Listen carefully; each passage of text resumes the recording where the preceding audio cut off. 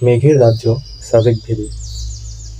Sajek valley Rangamati জেলার বাঘাইছড়ি উপজেলার অন্তর্গত সাজেক ইউনিয়নের একটি বিখ্যাত পর্যটন স্থল। সাজেক বাংলাদেশের সবচেয়ে বড় ইউনিয়ন, যার আয়তন ৭০২ বর্গমাইল। এর উত্তরে ভারতের ত্রিপুরা, দক্ষিণে রাঙামাটি, পূর্বে ভারতের মিজোরাম ও পশ্চিমে খাগড়াছড়ি দীঘিনালা উপজেলা অবস্থিত। ভূপৃষ্ঠ থেকে ১৮০০ ফুট উচ্চতায় সাজেক যেন এক প্রাকৃতিক ভূষণ। প্রকৃতি এখানে সকাল বিকাল রং বদলায়। চারপাশে সমুদ্রের ঢেউয়ের মতো বিস্তীর্ণ পাহাড়ের সারি আর তুলোর মতো মেঘ। এর মধ্যে মাথা উঁচু করে দাঁড়িয়ে রয়েছে নৈসর্গিক এই সাজেক ভ্যালি। হ্যাঁ ভিউয়ার্স, এই ভিডিওতে আপনারা দেখতে পারবেন ঢাকা থেকে কিভাবে আমরা সাজেক পৌঁছালাম। এই ভিডিওতে আপনাদেরকে আরও ঘুরিয়ে দেখাবো সাজেকের কংলাক পাহাড়, হেলিপ্যাড এবং লুসাই গ্রাম। ঢাকা থেকে সাজেক আসা যাওয়ার সম্পূর্ণ রকম গাইডলাইন দেখতে পাবেন এই ভিডিওতে।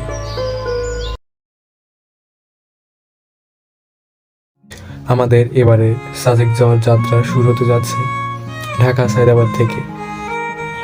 এই যাত্রায় আমরা যাচ্ছি শান্তি পরিবহন বাসে করে। আমাদের গাড়িটি রাত 10টার সময় ছাড়ার কথা থাকলেও বাসটি আসতে দেরি করায় আমাদের গাড়ি 10টা 51 মিনিটে ঢাকা থেকে খাগড়াছড়ির উদ্দেশ্যে রওনা দেয়। কারণ আমাদেরকে সাজেক যেতে হলে প্রথমে যেতে হবে খাগড়াছড়ি। খাগড়াছড়ি থেকে চাঁদের গাড়ি বা লোকাল সিএনজিতে করে পৌঁছাতে হবে সাজেক ভ্যালিতে। আপনারা ঢাকা থেকে খাগড়াছড়ি যেতে চাইলে ঢাকার বিভিন্ন পয়েন্ট থেকে পেয়ে যাবেন হানিফ, শ্যামলী, ইকোনো, এসালম, সৌদিয়া ও শান্তি পরিবহনের কিছু বাস। আপনাদের এইসব সার্ভিসে ঢাকা থেকে খাগড়াছড়ি যেতে ভাড়া পড়বে নন এসি 750 টাকা, এসি 1200 থেকে 1300 টাকার মধ্যে। আর আপনারা যদি সপ্তাহে ছুটিতে সাজেক যেতে চান তাহলে আমি বলবো অবশ্যই 5 থেকে 7 দিন আগে টিকিট কাটার জন্য। ছুটির দিন ছাড়াও সাজেক যেতে চাইলে 2 থেকে 3 দিন আগে টিকিট কেটে রাখা ভালো বলে আমি মনে করি। আমরা আগে টিকিট না কাটার কারণে অনেক খোঁজাখুঁজির পর শেষের দিকে 5টি সিট এবং সামনে 2টি সিট পাই, যা আমাদের জন্য খুবই কষ্টকর হয়ে পড়ে। ঢাকা থেকে 2 থেকে 2.5 ঘন্টার ভিতরে আমরা চলে আসি কুমিল্লা। কুমিল্লা আমাদের 20 মিনিট যাত্রা বিরতি দেওয়া হয়। আমাদের যাত্রা বিরতিটি ছিল কুমিল্লা মায়াবী রিসোর্টে। এসব যাত্রা বিরতিতে আপনারা কিছু খেতে চাইলে অবশ্যই দাম জিজ্ঞেস করে খাবেন, কারণ যাত্রা বিরতিতে এসব দোকানে দ্রব্যমূল্যের দাম তুলনামূলক একটু বেশিই হয়ে থাকে। অবশেষে 20 মিনিট যাত্রা বিরতি শেষ হলে আমরা আবার খাগড়াছড়ির উদ্দেশ্যে রওনা হই। যাত্রা বিরতির পর আমরা মাঝ রাস্তায় এসে ঘুমিয়ে যাই। হঠাৎ ঘুম ভেঙে গেলে আমরা দেখতে পাই যে আমাদের বাসটি থামানো হয়েছে মাটিরাঙ্গা চেকপোস্টে। মাটিরাঙ্গা চেকপোস্ট থেকে আমাদেরকে ফজরের আজান দেওয়ার পরপরই ছাড়া হয়। আসসালামু আলাইকুম গাইস, এখন বাজে 6টা, ভোর 6টা। আমরা ভোর 6টা বাজে বাস থেকে নামলাম খাগড়াছড়ি। এখন আমরা এই জায়গার থেকে চাঁদের গাড়ি ঠিক করব, দেন খাওয়া দাওয়ার পরে আমরা ইনশাল্লাহ সাজেকের উদ্দেশ্যে রওনা দিব। আমরা খাগড়াছড়ি নেমে ফেনী হোটেল অ্যান্ড রেস্টুরেন্ট থেকে সকালের নাস্তাটা সেরে নিই। জনপ্রতি 100 টাকা করে আমরা খিচুড়ি প্যাকেজটি নিই এবং সকালের নাস্তা হিসাবে আমরা খিচুড়িটি খাই।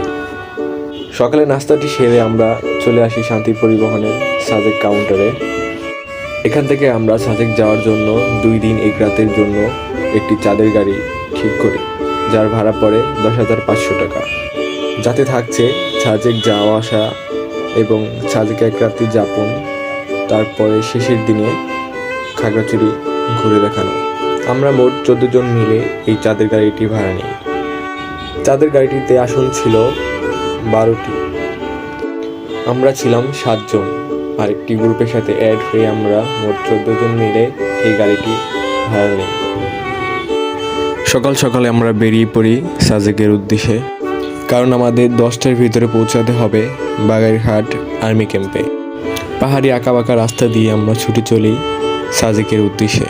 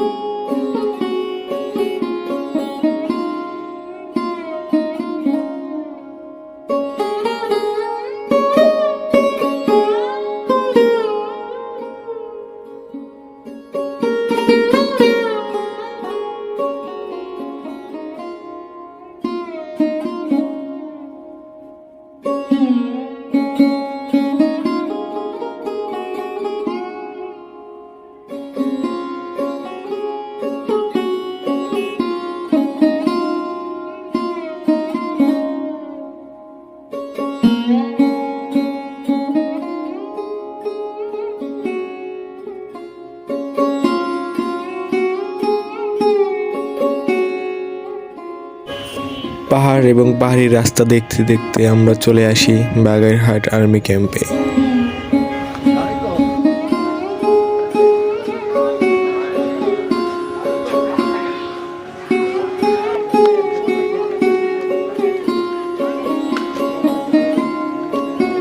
সো গাইস, আমরা এখন চলে আসলাম বাগাইঘাট আর্মি ক্যাম্পে।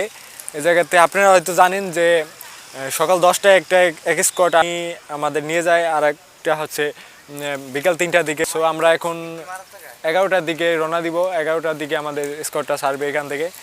প্রায় 1 ঘন্টা অপেক্ষার পর আমরা বাগেরহাট আর্মি ক্যাম্প থেকে আবার রওনা দিলাম সাজেকের উদ্দেশ্যে। রাস্তায় চলার সময় যখন দেখবেন আশেপাশে পাহাড় এবং পাহাড়ি রাস্তা, তখন আপনার অজান্তে আপনার মনটি ভালো হয়ে যাবে। এই উঁচু নিচু পাহাড়, উঁচু নিচু রাস্তা আপনার মনটিকে এমনিতেই ভালো করে দেবে। এই উঁচু নিচু পাহাড় এবং রাস্তা আপনার মনের সব ক্লান্তি দূর করে দেবে।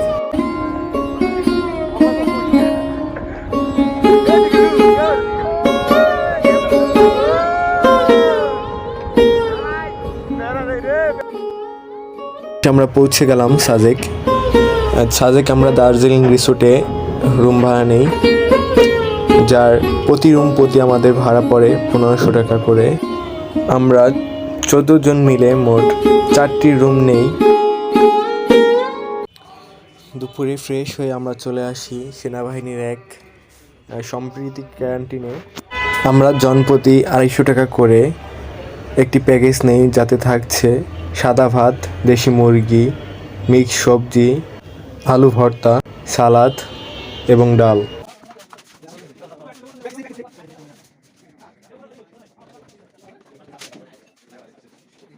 সেনাবাহিনীর এই খাবারের মান ভালো থাকায় আমরা খুব মজা করে এই খাবারটি খাই। এখন আমরা যাচ্ছি কংলাক পাহাড়ের উদ্দেশ্যে। কংলাক পাহাড়ে আমরা উঠবো। এই হলো সেই কংলাক পাহাড়, যেখানে আমাদেরকে সবার উঠতে হবে।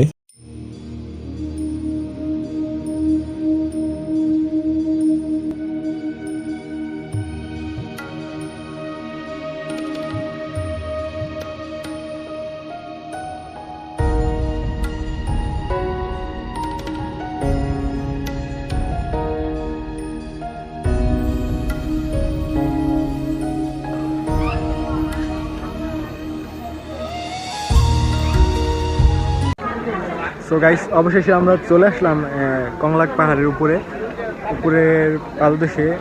দেখুন এই জায়গার থেকে ভিউটা কত একটা জোস একটা ভিউ।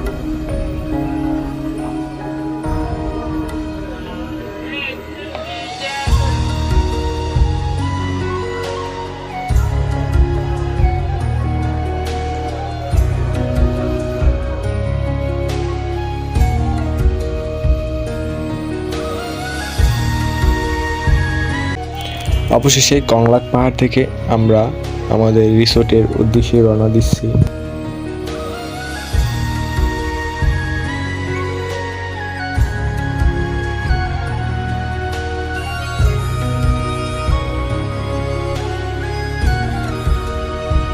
ভিডিওটা এই পর্বে অনেক বড় হয়ে যাওয়ায় আপনাদের আমরা দ্বিতীয় পর্বে দেখাবো রিচাং ঝর্ণা, আলুটিলা গুহার ঝুলন্ত ব্রিজ, আলুটিলা গুহা এবং হেলিপ্যাড, লুসাই গ্রাম এবং খাগড়াছড়ির কিছু দর্শনীয় স্থান। ভিডিওটা ভালো লাগলে অবশ্যই লাইক, কমেন্ট, সাবস্ক্রাইব করে দ্বিতীয় পর্ব দেখার জন্য সাথে থাকুন। ধন্যবাদ।